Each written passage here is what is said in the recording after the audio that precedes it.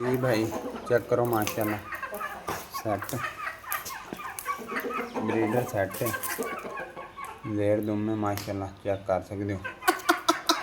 खड़ी तख्ती का क्रॉस हो रही है मादियाँ।